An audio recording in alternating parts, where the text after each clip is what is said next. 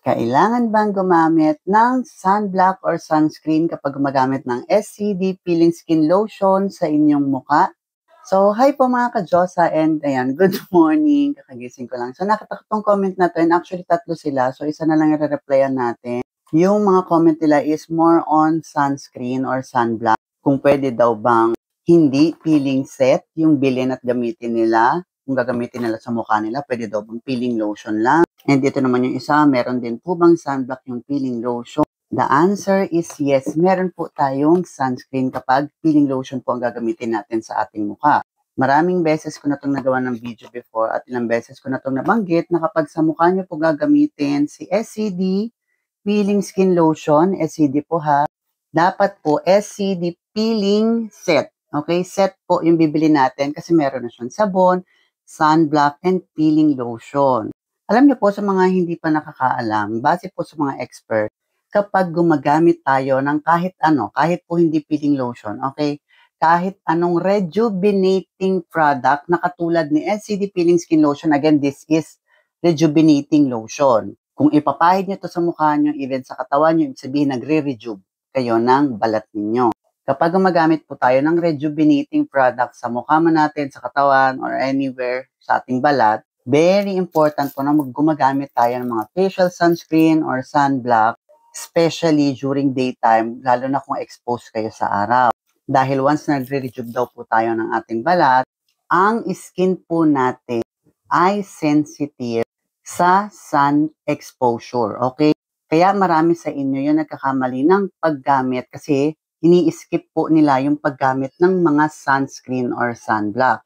But they didn't know how important the sunscreen or sunblock on our skin. Lalo na nga kapag gumagamit ka ng SCD Peeling Skin Lotion or ng kahit anong rejuvenating product sa balat ninyo. Dahil once nga daw na nagre-rejuve ka ng balat mo, sensitive po yan sa sun exposure. Base na po yan sa mga eksperto. Kaya very important po na peeling set po yung bilhin ninyo, lalo na kung sa mukha nyo siya gagamitin kasi may sunblock po yan na very important during daytime.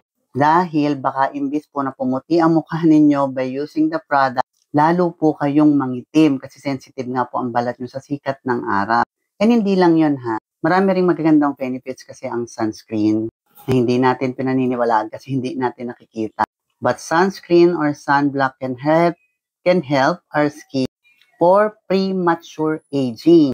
Ibig sabihin kapag everyday ka or routine mo na yung gumagamit ka ng sunblock everyday, nagre-rejuve ka man or hindi, mas na-delay nito yung pagtanda ng ating mga balat. Katulad na lamang nitong sunblock cream tint na kasama to sa set ha. So meron tayong bilog, meron tayong pa-pouch, meron na itong SPF 30, makeup base, kaya pag nilagay mo siya sa mukha mo, para ka nang nakapulbo.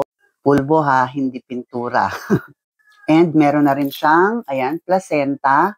And alam nyo naman yung epekto niyan sa skin natin. Maraming magandang benefit ang placenta na nakakalesen din ng ating fine lines and wrinkles. So bukod sa napoproteksyonan na yung mukha mo from the sun damage, meron ka na nga ring makeup na kasama. And at the same time, may skincare ka na because of its placenta content, nalilesen ito yung mga wrinkles natin. Kaya kung gumagamit ka nga rin ng SCD, ito, SCD Peeling Skin Lotion, at wala ka pa nitong mga facial sunscreen na to, ilalagay ko yung yellow basket dito para at least maka-order kayo. This is very important sa mga balat ninyo. So, yun lang and have a great day po. Bye-bye!